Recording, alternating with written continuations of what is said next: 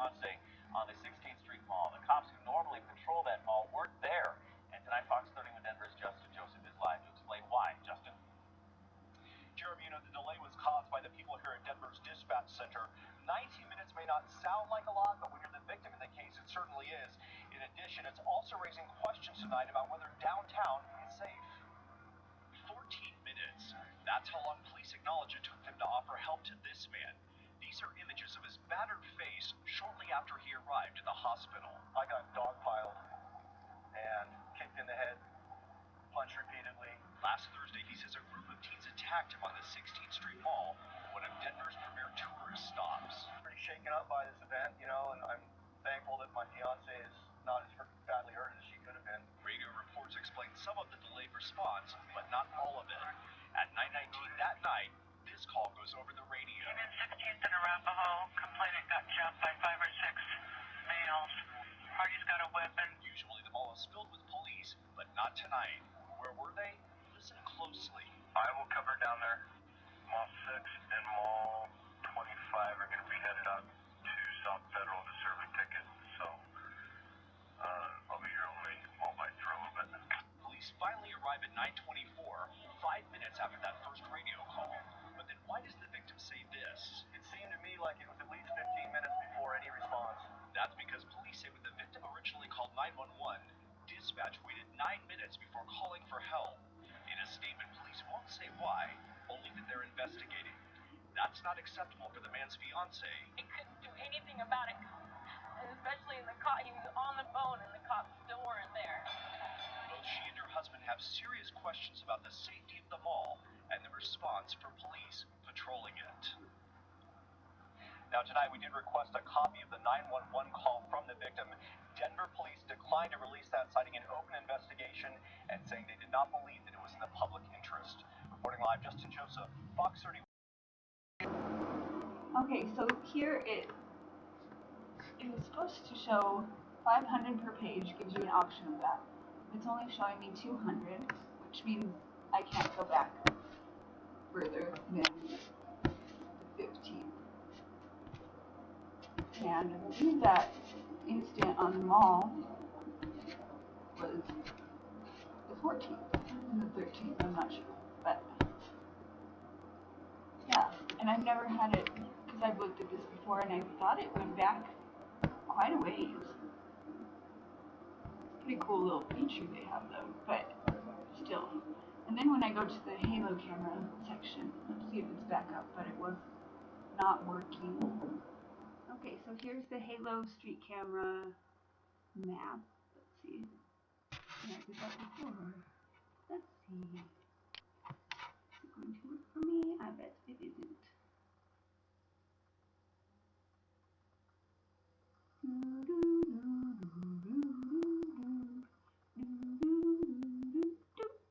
Error again. It's been doing an error for about the last 10 minutes or so. Well, I mean, since I've tried.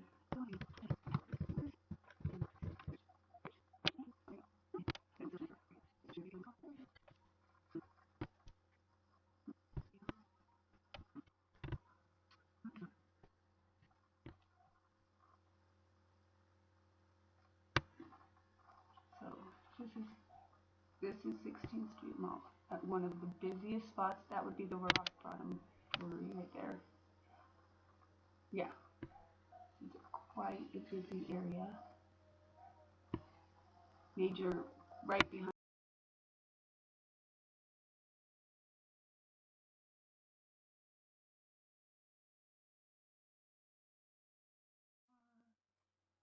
Let's see, right here. This is why I don't believe that there were no cops over there.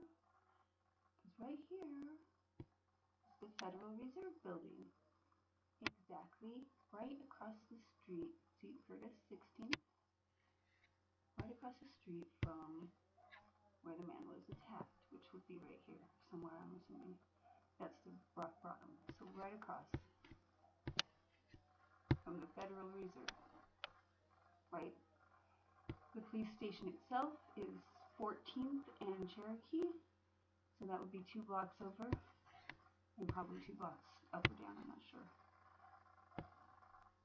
So even if there weren't officers in the area, there should be officers. I mean, there's way too many of them. I see them patrolling downtown on their little, military Humvees or whatever the hell they are. All the time when it's looking like this. I mean, look at this. What's that vehicle? That's a cop. This is the middle of the day. What about on a Thursday evening? Well, they wait for the call to come in and then it backs them up when they're out there. But yeah, you should have seen that this was a high priority call. And when that officer received that dispatch, he said, okay, well, 25 and 6 are going to serve a warrant or serve a ticket on federal, so I'll cover them. It's like, no, you don't go serve a ticket or a warrant or whatever that is. You go to the emergency situation that is right by you and take care of it. Unless you want crime to be happening, maybe specific crimes. The slow response is not new, and it's not just Denver, but it is specific crimes that have more than one person attacking people. You can almost guarantee when they say teen, what they meant to say was black. The race war is here, and there are more involved than just these thugs.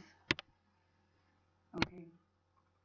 So be careful, protect yourself, don't go into these areas, and if you do, don't tell, quote, teens anything. Mitch, who asked us not to reveal his identity, was walking the 16th Street Mall with his fiancée Thursday evening when several suspected teenagers brutally attacked and assaulted them right near the Rock Bottom Brewery. I had blood in my eyes. I couldn't see very well.